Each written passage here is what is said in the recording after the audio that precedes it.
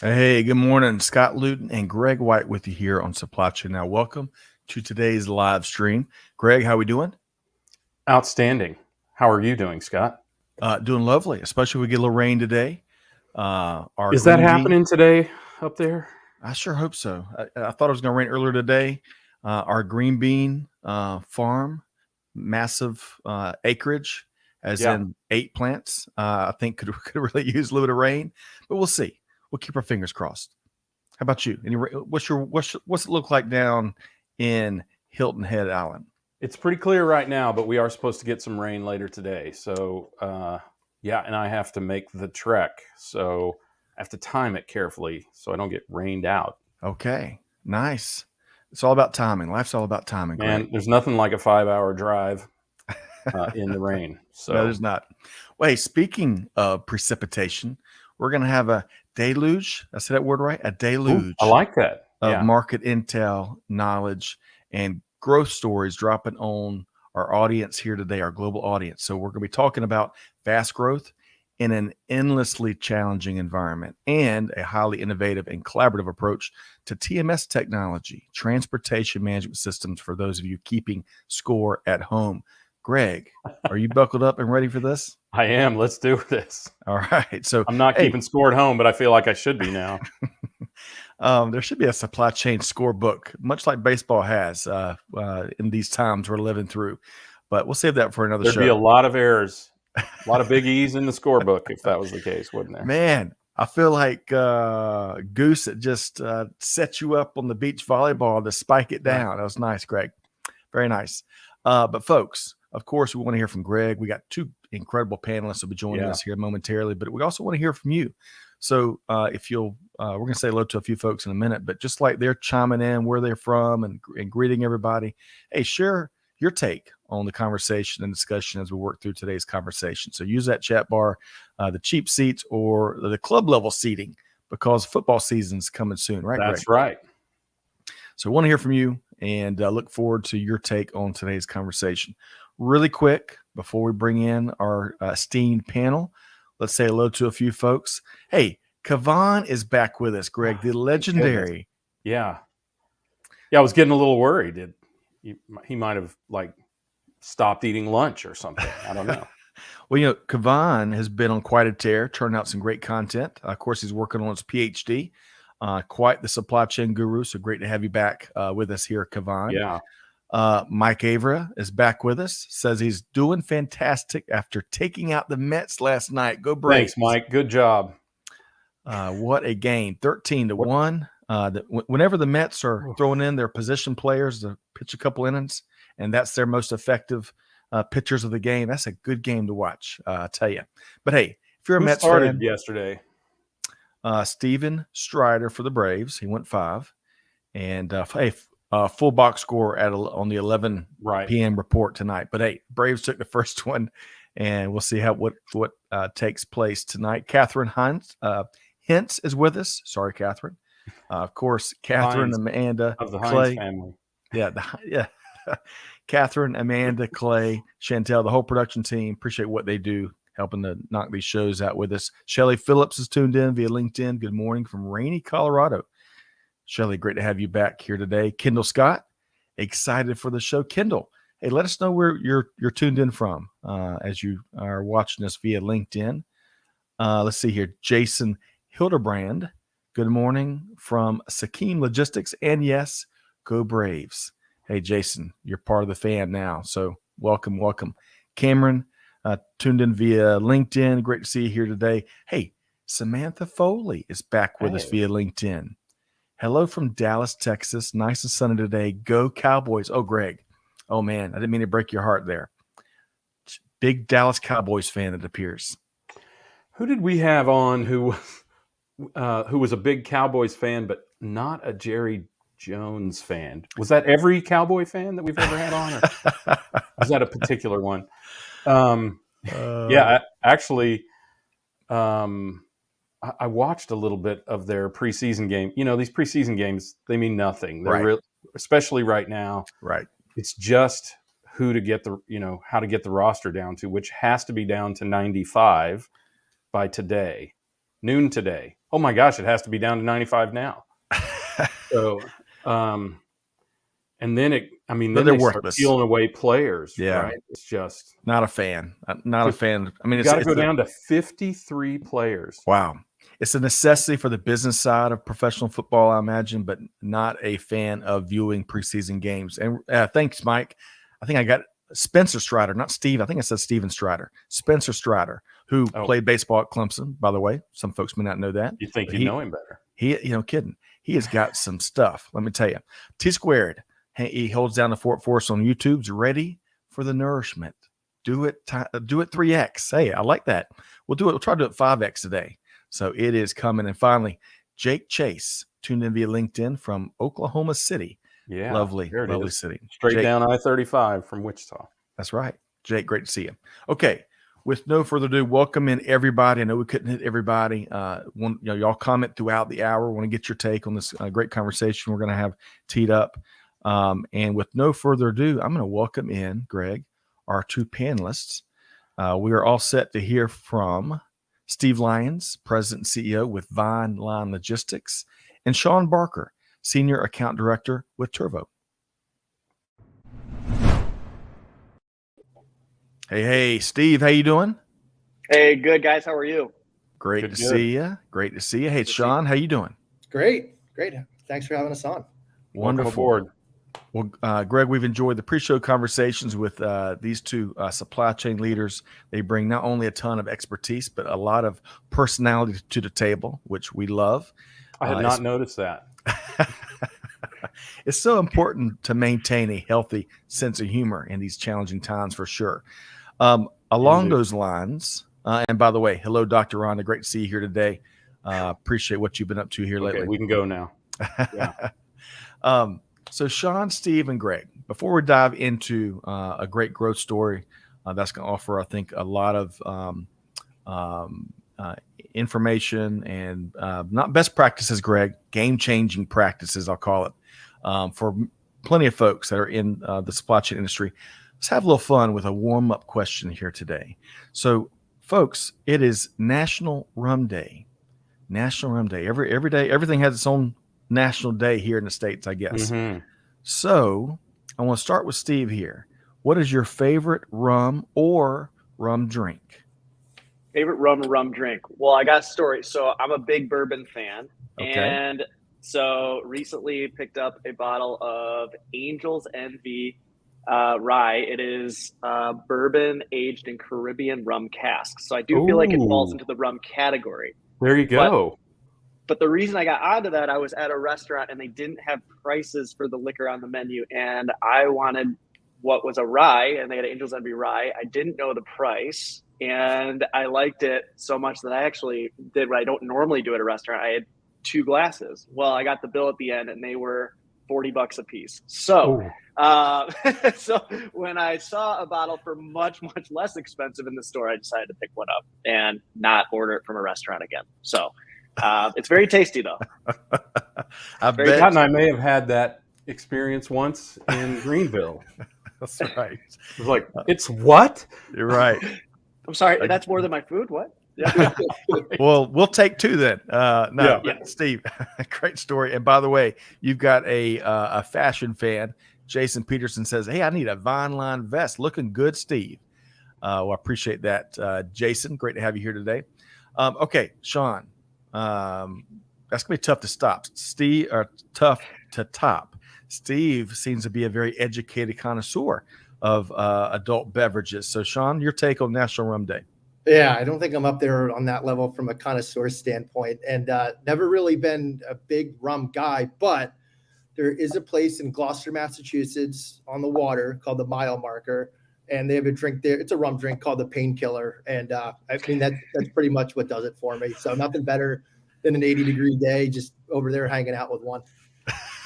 With or without nutmeg, Sean? With. Got to go the whole 9 yards. Yeah.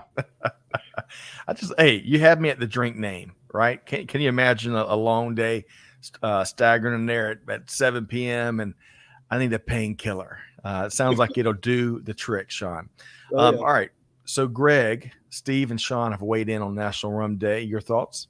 Yeah. So on National Rum Day, I'm going to pick our national rum. So we have some family friends in Puerto Rico, the Fernandez family and the Tirado family. And Pablo Fernandez, a good friend of mine, his great grandfather founded a brand of rum called Ron del Barrilito, which means rum in the little barrels. Okay. And they have little barrels. I have one. They made me take it away. It was funny, by the way, at the airport. They were like, "How did you get that?" But their great grandfather was such a huge patriot of Puerto Rico. He casked a rum, and he called it the Freedom Cask. He casked it in 1947, only to be opened when Puerto Rico becomes independent, which of course will Wow. never happen. So, but every year you have to turn the cask, and then you test it to make sure it hasn't gone bad. 2 different times, Pablo and his father Fernando have invited me down there to taste the Freedom Cask of rum, and it is, I mean, like you'd expect, it is smooth as glass. Any rum that's 70 years old is delicious. Man, that is quite a story. We're going to have rum hour later this week, perhaps here at Supply Chain Now. But Greg, Steve, and Sean, well done. And let's all be sure to celebrate National Rum Day in our own ways later today. So, hey, it's obligatory. Really quick, I was going to share. Mike says, hey, if you're in Puerto Rico, take a tour of the Bacardi factory. Dr. Rhonda says no more rum for her after adult beverage fueled Jenga games. And I think this is Christian. Christian says Zacapa is his or her favorite rum. So good stuff there. Okay. So we got to get to work. We got to dive in head first, Steve and Sean. I think an intriguing story here that a lot of folks can learn from. I want to start with kind of level setting a little bit. And Steve, plenty of folks know both Turvo and Vineline, but let's just kind of level set a bit. Tell us about what the Vineline Logistics organization does. The shipper, I love this, the shipper to receiver solution. So tell us about the company a little bit. Yeah. Thanks for passing it over. So Vineline Logistics, we had originally started 2008. It was created at the time. It was called Custom Logistics to support a food service customer who needed help getting produce from the West Coast back into the Midwest. My father, Gary, had a produce company. And so this option of, can you help me with logistics, really got him to the point of starting that logistics company for them. And it was the only customer. And so he knew of a trucking company and that could handle it, started moving their freight from California to Michigan. And then from there, it really just kind of came from what else can we help with? And we started moving transportation for the produce company, of course, running it through that. But I came on board 2013. And at the time, we were really doing a lot of produce shipments out of the Southeast and the West Coast, and really came in and decided, from a marketing standpoint, we have something here that we could probably turn into a brand, start going after the produce markets and growing the company from that standpoint. So at the time, we heard a lot of, you need to be an asset-based broker. So that was a huge transition on, hey, if you're going to work with you, we want you to have your own assets. So Wow. we bought trucks and to service the needs of some outbound customers from Michigan, get them into the produce growing regions. And I helped kind of launch that off the ground and worked with the drivers. And like most people that own trucking companies, you kind of find out you thought you were only going to have 2 trucks, and then the 2 turned into 4, and then the 4 turned into 10. And you're like, what? How did we get so many? But we kept going. Yeah, we kept going with it. We had an opportunity to open up a facility in Cedar Rapids, Iowa for another customer and start doing Midwest distribution. And so just the opportunities just essentially just were happening somewhat organically, but also just as our customers' needs changed, we just kept saying yes, and then we can do that. Let's look into it. So where the company is today, we've always been a part of a group of companies being affiliated with produce, but last year, and when I really got talking to Sean, is when we were pivoting to become our own standalone entity, not being a part of the group of companies anymore. So as a logistics company standing on their own 2 feet, we really had to identify, who are we? What are we about? What's our goal?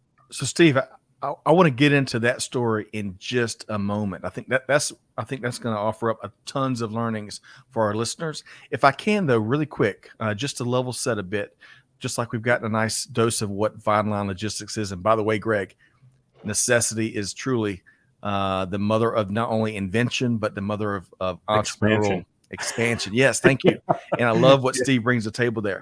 Let's kind of complement that with Sean and the Turvo story really quick. And then we're going to come back to Steve and talk about kind of the cool stuff they're doing together. But Sean, in a nutshell, tell us about Turvo. Yeah, a little bit on what Turvo does. Helps organizations, plan, execute, and settle, right? Sort of your standard blocking and tackling within the worlds of TMS. But what makes Turvo extremely special is this layer of collaboration on top of the plan, execute, and settle piece. And within the world of collaboration, there's really two ways about it. Like number one, within Vineline and within the four walls of the organization, how can I better work with my team members, right? Some of the operational efficiency there. And then there's this whole network idea of how can I work better with my shipper customers? How can I work better with my carrier partners? And I think the shipper to the receiver solution, like the mantra from Vineline, that does a fantastic job summing up what Turvo can offer in terms of tying together all organizations, that are going to be having to collaborate together on that, one single shipment right there. So high level, that's a little bit on Turvo. Perfect. And, we got a lot of feedback last time Turvo joined us and how they brought a customer and told the story and the relationship. And I look forward to diving in deeper.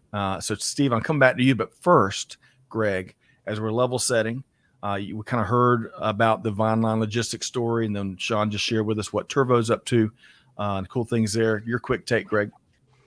Yeah, well, we've talked a lot about the technologies that are really have really become so important in supply chain. I think WMS is obviously one. TMS kind of came out of WMS because warehouse management systems, they do warehouse transportation. Was the next question, just like Steve got, can you do more for us, right? A lot of companies got the next question, and TMS became that. So if you talk about the underpinnings of technology in terms of supply chain, it's going to be WMS and TMS, and then a lot of the forecasting and planning and that sort of thing. So if you can tie all those together, right, for your shippers for their trading partners, that's so powerful, right? Yep. And we keep talking, Sean, about how important technology is today, and I think all of us would probably agree, has been for a long time. But now we have such a wealth of data, and we are so in the forefront in terms of supply chain. We can't hide anymore. That's right. Behind our name tags and our blue shirts, we have to be up there in the C-suite, making explanations, making arguments, and creating initiatives. So it's really, really critical that companies start to embrace, if they haven't already, these kind of technological initiatives. Well said. We're going to move into a supply chain story time in just a second. I'm coming to Steve next, but Mike says now's the prime season for produce. I bet Steve can speak to that by the truckload. And Dr. Rhonda, yeah, and maybe LTL also, right? Maybe. Cool background story, Steve, and I agree with that. And I didn't mean to interrupt you for a second, but I wanted to level set with the whole panel. And Steve, you were about to kind of move into kind of where the business stood when you met Sean and the Turvo team, and maybe you can shed some more light on that, as well as some of the challenges that you faced in the business. Yeah. So we always had a TMS system, but like some old school TMS systems, it looked a little bit more like an Excel spreadsheet. And it was on a server, and it had very, very limited capabilities. I think in the capabilities that it did have were, if we wanted to enhance a feature or have an integration of some kind, it was this like really obscure task that who to involve and how much is this going to cost me and all sorts of stuff, right? So we knew that at some point we would outgrow our current TMS. And when we decided that we wanted to take the foundational aspect of our business and we wanted to grow it and we wanted to turn it into something more and go hire more employees, we really needed to look at what else is out there. And I think we knew technology was going to play a key role in that. To this day, I'm still surprised at to what level technology is playing, to the point where we have to balance it with the human element. We're really trying to do that. But when we got hooked onto Turvo, it was apparent by the first demo, just in the way that the interface looks, right? So some people overlook the fact that the way the user interface appears has a lot of merit, and you're hiring employees, and that's sometimes the first thing they see when they sit down in the chair. They want it to look, some call it cool, but also just useful. Yep. And that was like something we absolutely had to have. So in the demo from Turvo, we all walked away going, that is such a cool looking system, right? And then we pulled back the layers. Okay, why is it set up the way it is? And when we really got into the collaborative piece and what Turvo could do from an integration standpoint and the team that they have behind them, we were already pretty much sold right off the bat, because we said, okay, this is going to help us grow. And that's what we were essentially looking for in a TMS. What's going to help us grow? What's going to help us be more efficient? What's going to set us up for the next 5-10 years? And a lot of our questions were answered with those. We're here to help. We want to make sure you guys are successful. So we're seeing lots of head nodding. I want to give folks a chance to weigh in on that. And Steve, I'm going to come back, so we're going to pick back up with you on the implementation. But before we do, Greg, I'm coming to you first, and Sean, I'll get your thoughts in just a second. But Greg, some of those things, as Steve was describing, the technology and the impact on his team members, and those are a lot of user experience dynamics, right? As software and technology is built. Weigh in on that really quick, Greg.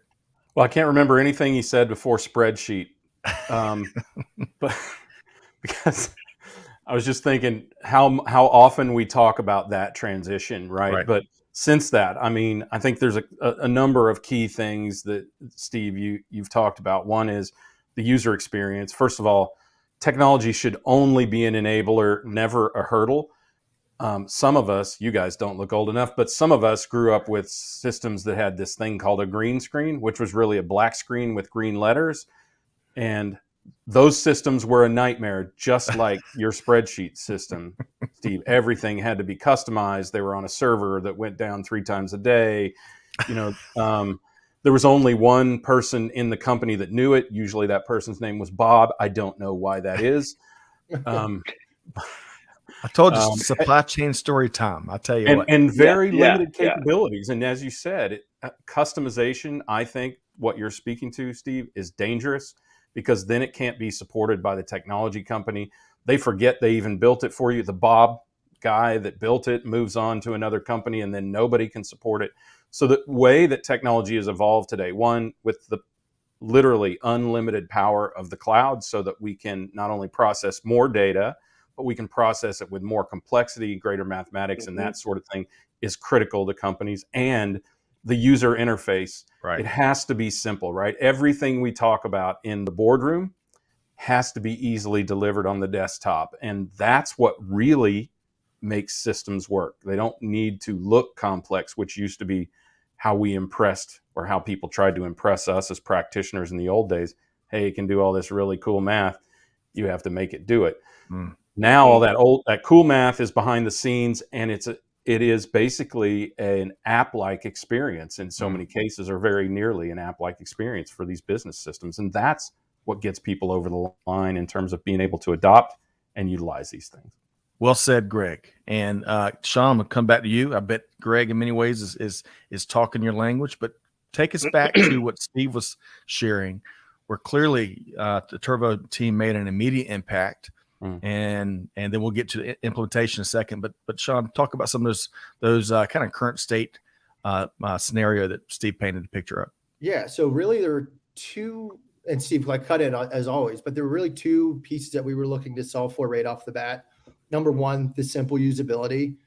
Just to touch on that for a second, I think, these things have sort of spoiled us rotten the last 10 years or so. Everything we use on it, pretty seamless, right? So what we've done at Turvo is really incorporate that consumer feel within the world of enterprise applications.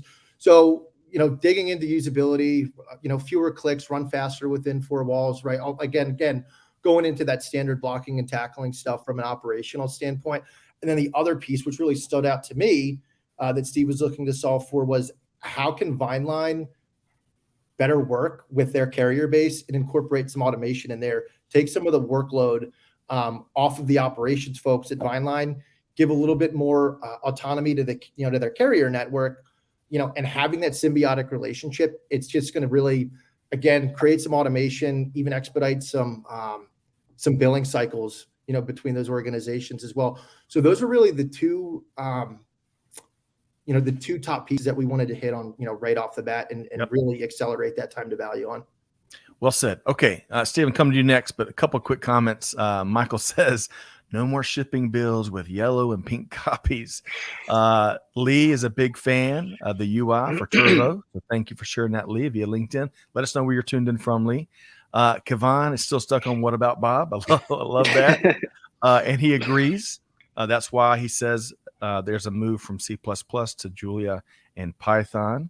Adolf, great to see you here today via LinkedIn. Let us know where you're tuned in from.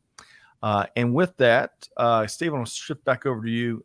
Last time Turvo joined us here at Supply Chain Now, there was a lot made about not only the ease of implementation, but the quick return on investment and the quick impact it had on operations. But hey, those are my words. Tell us about implementation and flipping the switch, what that was like.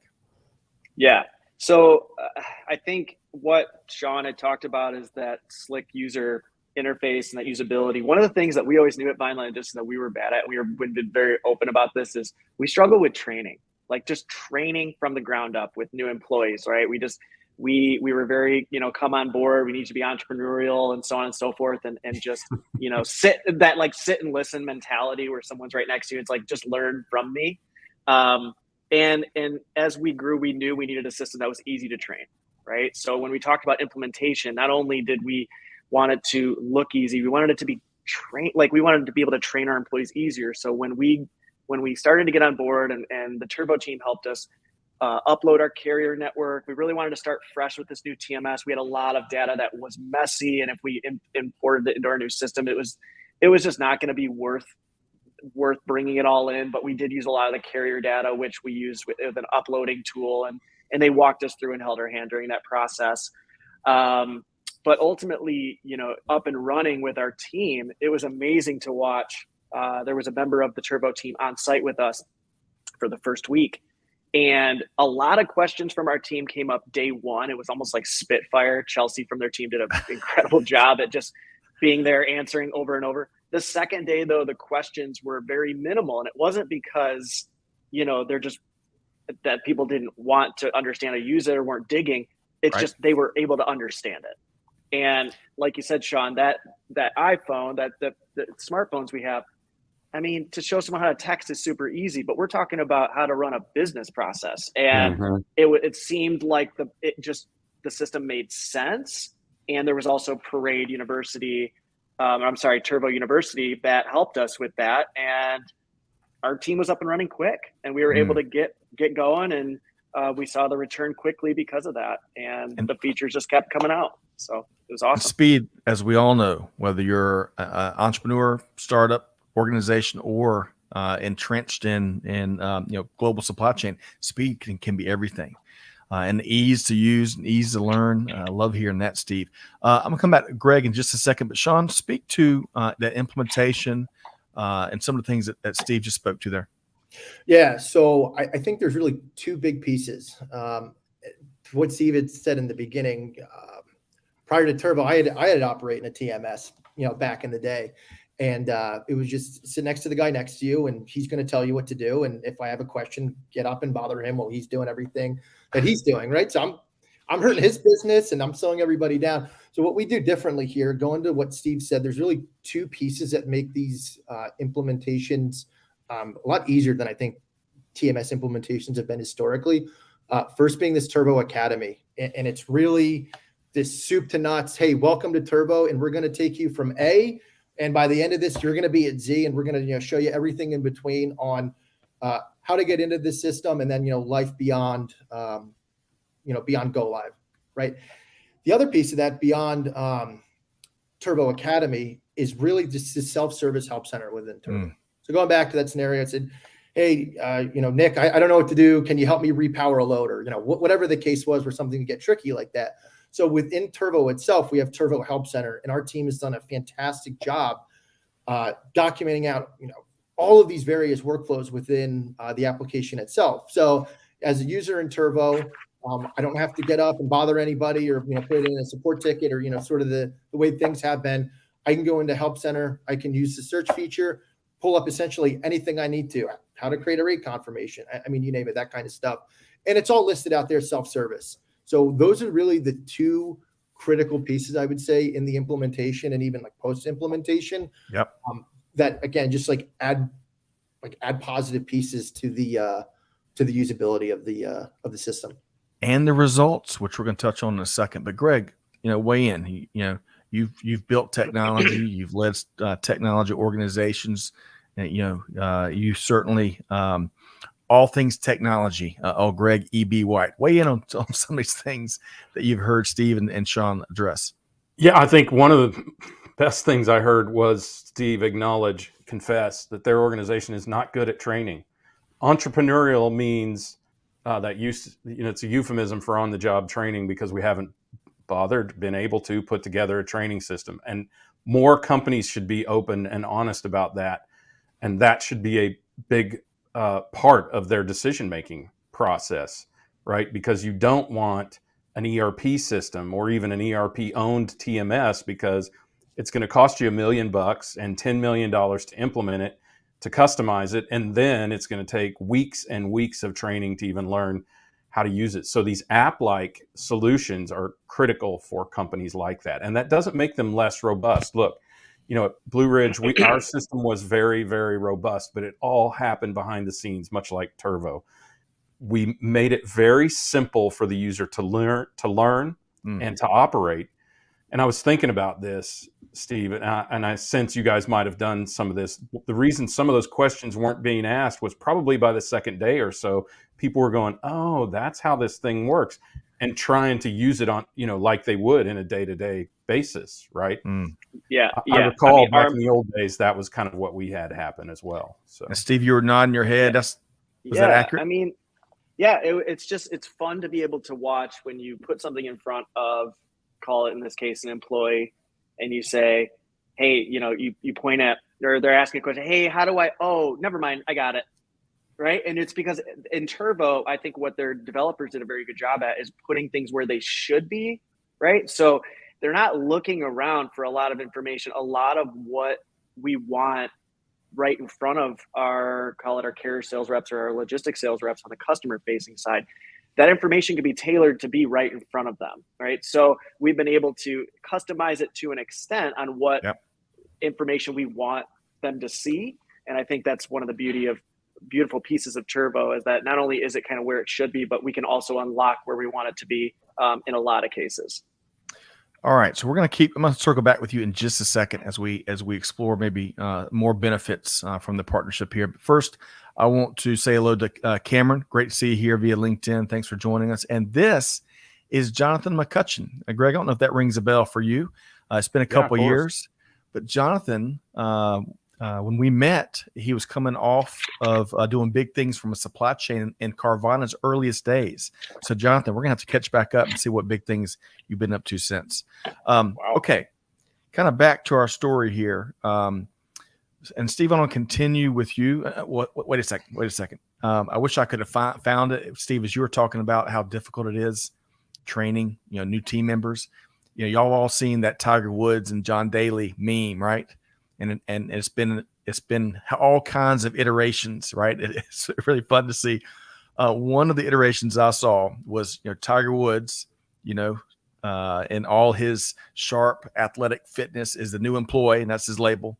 And John Daly, which probably set up a Miller Lite or a Diet Coke and a cigarette down and get kind of a different picture, is employee onboarding. And it was a nice one meme, one iteration, and there's a lot of truth though in memes like that, because training and onboarding new employees is difficult in and of itself. So it's really cool to hear how this partnership here, Turvo, kind of makes that easy, and to some extent, as easy, from in a relevance type of way.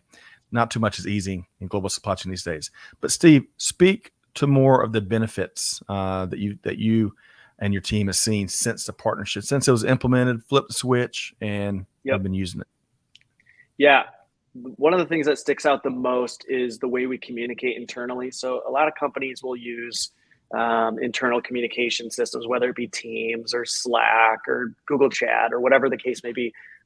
What I really liked once after we launched Turvo was that the communication it stayed inside of our system. So in the event that we have a load and there's a question about it, maybe a pickup number needs to be updated or a appointment time needs to be adjusted, all the communication is happening in the load itself. So in the chat feature, essentially if one employee needs a question from another, they can directly communicate with each other inside the load, very collaborative. I'm not being bothered by what used to be our VL dispatch email, where for whatever reason, every email ends up in VL dispatch because, well, as long as I'm casting a wider net, someone's got to respond, right? So our email just got out of control. We had thought that there would be this major benefit to this distributing email to a lot of users. Well, it didn't. So what we found is as soon after we launched, our email count dropped dramatically. It's because all the noise just kind of went away. And yes, some of it went towards the chat feature in Turvo, but only if you needed to be a part of it. And so it helped us kind of get rid of the noise. What do I want to focus on specifically? And it's fun to watch when our carrier sales reps are the drivers using the driver app, and they can communicate directly to the sales rep. And hey, I'm at the pickup location. I'm having a problem, whatever. They can communicate directly, and it's all on that load. It's all recorded, so we can go back and see a timeline of the conversation. And that was beautiful, right? We don't want to be outside of Turvo all that much if we can stay within the system and keep tags of what happened on that load. So in the event we need to go back and look at the timeline, we have that. So huge benefit there. It dramatically decreased our email, and I think it removed a lot of noise and in some cases stress, because, hey, do I need to open that? Oh wait, I'm now opening 100 emails that only 5 of them actually needed my attention. So that gets annoying. Yes. Right. Incredibly annoying. So yes, we need, remember the old Alka-Seltzer commercials, right? From the 70s and 80s, plop, plop, fizz, fizz. We need those types of solutions for supply chain, right? Because Steve, to your point, it is a stress and pressure filled world, has been for a long time, but these last few years, as we all know, there's a lot of burnout. So as leaders, we've got to pivot to solutions. I hate to use that word, but we got to look for solutions that make it easier on our teams, make them more effective, make their life and their roles easier. Sean, Greg, I'm coming to you next, but Sean, Steve just rattled off some of the benefits they've seen, some of those intangibles, which is really important. What else would you add, Sean? Yeah. So back in May, they had a big grand opening in Grand Rapids. They moved over to a new location, went out, met the team. So it was a lot of fun, but then something pretty cool happened. It's 4:00 or so on a Friday afternoon, and carrier sales guys are on their computer working, and they're saying, hey, we got a load that we need to get covered. And it was like a tough lane, Texas up to Illinois or something like that. And I chuckled. I was like, geez, it's late in the day. Like, good luck on it. So going to what Steve said, I was able to watch everybody, collaborate. And back in the day, it's like you have to yell over to the other desk, and it's an IM, and it's like, well, what load are we talking about right now, right? So it's not a lot of interaction within the application itself. Everything in Turvo is contextual. So that was, that's really cool to see. Then the other thing as well, like going back to that lane, I was like, you're not going to get that thing covered. They did get it covered. And I think a big piece of that was, and it's just one of the themes of Turvo itself, it's less digging and more doing. So, hey, I don't have to go look through this really cumbersome carrier database. I don't know who's going to be the right carrier to get. I think that the lane was even covered just through a recommendation from Turvo on a carrier that had hauled the lane previously. So, it was just really cool to watch the, collaboration in real time between carrier and sales, and then being able to, easily secure that capacity as well. Wonderful. All right. So Greg, I'm going to give you the final word here on what you're hearing about this partnership, and then we're going to shift gears and do a look ahead. And we welcome everyone else's predictions here in a moment. But Greg, a couple of things you heard here. I just heard the 2 biggest selling points of the entire technology. One is, and I know this is really tactical, get rid of hundreds of emails a day, right? Get off work on time so you can start drinking beer. I mean, just imagine how long those salespeople could have been trying to cover that load, or maybe, Sean, to your point, maybe didn't even get it covered and lost the business. So, I mean, I think that's, that's fantastic. And those are real life, user appreciated kinds of results. Of course, for the company, the results are much, much bigger than that. But the truth is, those little minor wins are what get people to use a system that accrues to the benefit of the entire company, right? So it is the little things that matter in these technologies. And it sounds, I haven't even seen Turvo, right? I haven't seen it, but I can tell by the stories that you guys are telling that it's obviously an easy, intuitive kind of system for people to use. And that's absolutely critical these days as our kids or younger siblings start to come into the workforce more and more. They're not going to tolerate the slightest disruption, the slightest hindrance from technology. They're going to expect it to do more than even we expect today. So that's right. I think we're on the right path here. Technologies like this give companies a huge leg up when recruiting. Agreed. Ain't got time for that. The old dinosaur technologies. It's meme day here at Supply Chain Now. Yeah. Also, I want to see that. I have never seen that famous meme that you keep talking about. So, Greg, I'll send you plenty. Please of do. links Thank soon. you. I'm sure there will be hundreds of them sent now. So, I want to shift gears. Right. We've kind of spent the first big part of the show here talking about Steve's story and the partnership between Turvo and Vineline Logistics and some of the ways, even if, beyond Turvo and beyond this partnership, some of the ways that partnerships and technology should be constructed for it to be effective and you fully utilized so it can make a big impact. So a lot of good stuff there. We got some comments we'll try to get to in a second, but I want to shift over to breaking out your crystal ball, right? As I've said 1,000 times, mine has long since been broken. Right, I might can predict a baseball game, what's going to happen, today. But goodness, where we're going, who knows?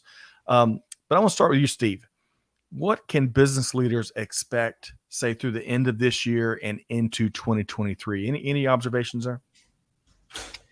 Yeah, no, I've been blown away lately with how technology and more specifically automation are playing a role in this third-party logistics landscape. I think we are trying to determine how far into the automation game we want to go, because the concern is how do we apply the human element to the technological piece. I've been sitting through demos where you can go as far as quoting directly into a customer's spot market system based on a quoting tool, based on algorithms and so on and so forth. So I think that the industry is moving to this concept of doing more with less. I think that the technological systems are becoming more powerful in terms of the data that they're compiling and how we're using that to our advantage. So I think between now at the end of next year and moving forward, we're going to be challenged to determine what do we want in our tech stack and what do we want the process to look like, how far do we want to automate it, and then how do we explain that to our customers and our carriers. But I do think that we're going to have to implement automation into our processes. And I think ultimately what that's going to do is it is going to drive more business. And I think the ones that aren't looking at that automation standpoint, how to integrate better, how to get systems to communicate with each other more effectively, they're going to get left behind, because it's just where our industry is going. We've made mention here in our office before that we're feeling like we're becoming a tech company. And that's not uncommon for others in the industry. I've asked around and it says, yeah, no, it is heading that direction. So, but how do we apply the human element to that? We don't want to remove that piece. Right. So how do we blend the two together? But I think that we got to pay attention to it because it's real and it's happening quickly. And Turvo gives us that ability to be on that cutting edge of that. So that's a lot of fun. Well said, Steve. All right, Sean, what does your crystal ball tell you? Yeah. So always been a big news nerd. So been reading a ton that it looks like, well, and we've had, these really global disruptions the past couple of years from what's been going on. And it looks like that's going to be continuing. China's potentially in a 2008 US type situation with a housing bubble looming. And, we know what that ripple effect looks like. So I can definitely see, that really continuing within the world of supply chain, right? And how that's going to be affecting us here in North America. And the big driver out of that, it is forcing the two things, like Steve had just said, how do I do more with less, right? We're going to be, organizations are going to be scrambling and continuing to scramble, just dealing with, the punches and bullets, whatever you want to call it, that have been flying around.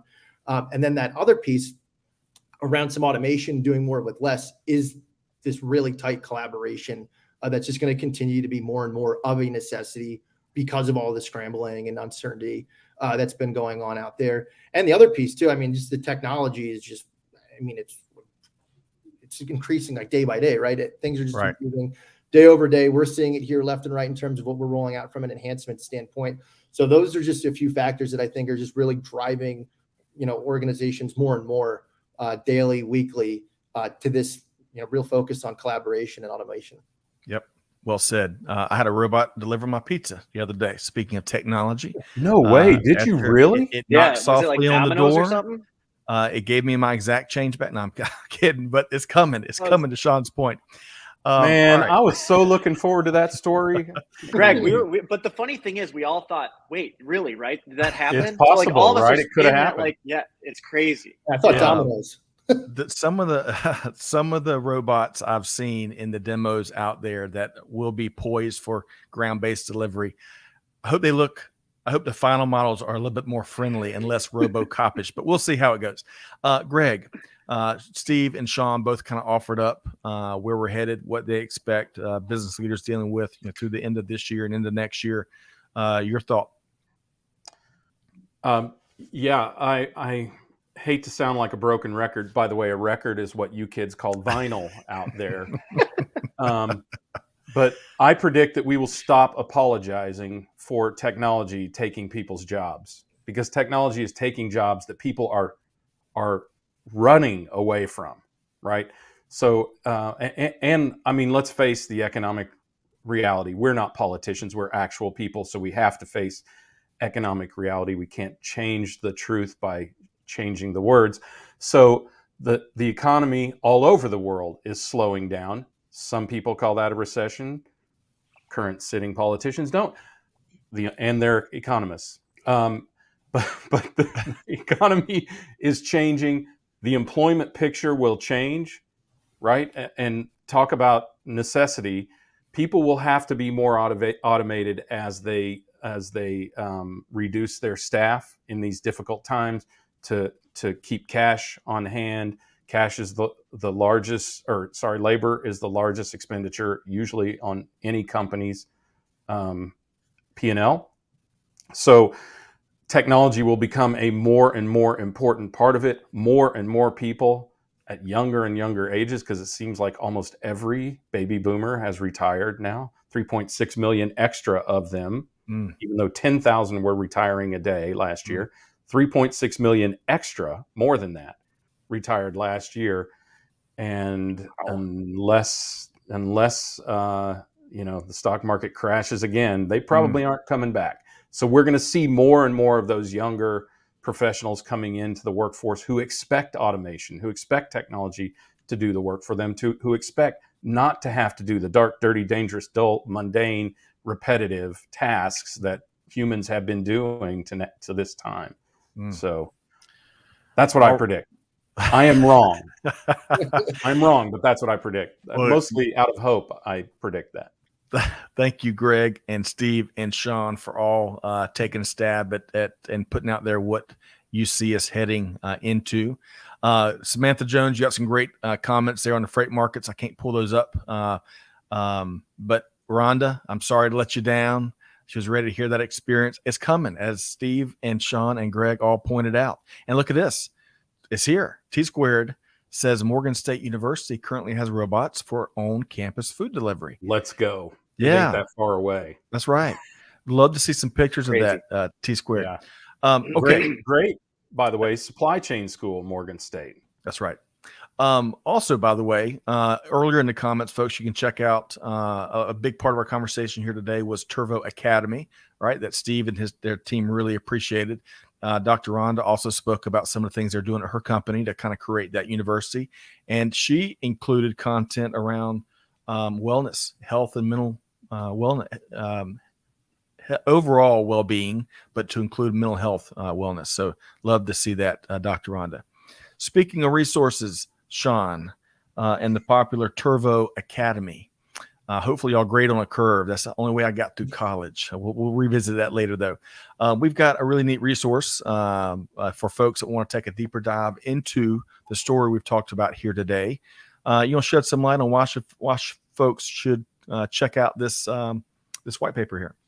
Yeah, our marketing team at Turvo has collaborated. It's the key word, has collaborated with Steve and his team at Vineline and really just put together sort of like a Cliff Notes version, right, on what the quick impacts are, for what the quick impacts have been for Vineline since implementing Turvo. So it not only does it look cool, right? That's sort of a theme with Turvo, looking great, but it just has, like you can see here, a lot of these quick data points right here, so you can get the really quick gist on what the impact has been to Vineline.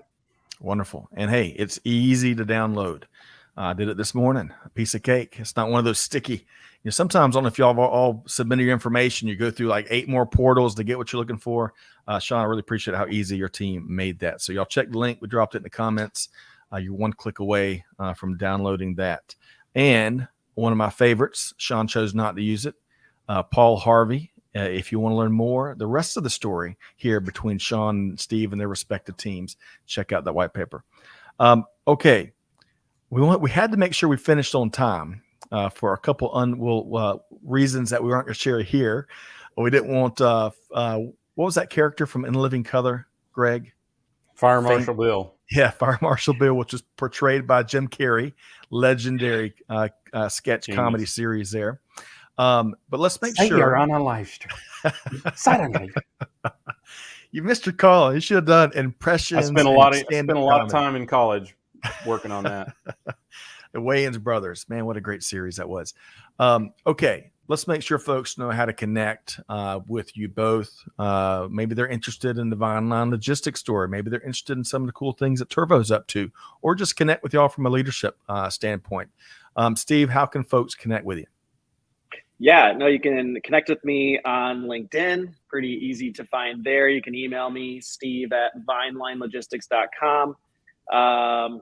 You can throw out an SOS. I'll do my best to reply. Try not to fax, though. I'm kind of out of the fax game at this point. But LinkedIn, email, pretty easy way. Yeah. No carrier pigeons, none of that stuff. You're done. Okay. Try not to. Well, Steve, Scott, describe what a fax machine is for our audience. Just kidding. Right? Hey, Steve doesn't have one. Right. Believe me. It won't be long. Fax, right? It won't be long before fax and many technologies will have to be explained, right? Because they're fading fast for sure. Oh yeah. Interesting note. We were talking. Greg, you mentioned vinyl and records earlier. Evidently, compact discs are making a comeback. For the first time in 20 years, sales of CDs were up in 2021. But more on that later. What's old is new again. Fortunately, I still have a car that I can play them in. Totally kidding. Well, Steve, really appreciate your story you brought here today. Love your passion and enthusiasm with telling it.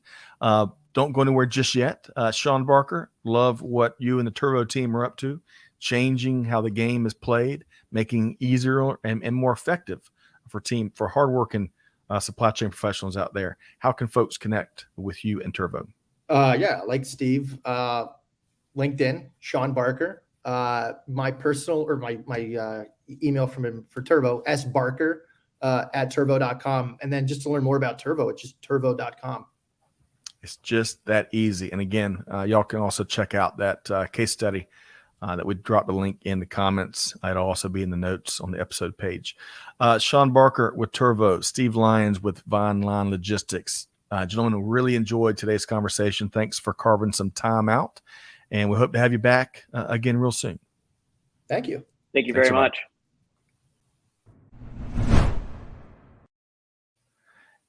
And Greg, I think you're, by the way, I think you're muted.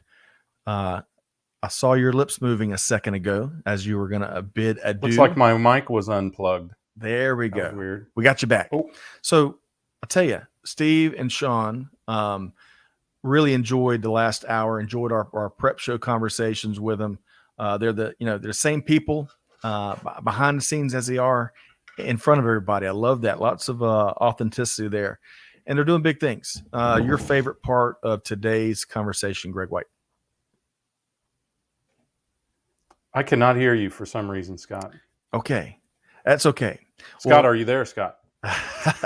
Well, folks, sometimes these things happen, but the last hour or so was chock full of actionable insights and experiences and technologies that anyone can benefit from. Business leaders, if you're looking for new ways of doing things, check out. Make sure you connect with both Sean and Steve. But most importantly, Scott Luton wanting to challenge all of our listeners to, hey, be like Steve and Sean, do good, give forward, and be the change that's needed. And on that note, we'll see you next time right back here at Supply Chain Now. Thanks, everybody.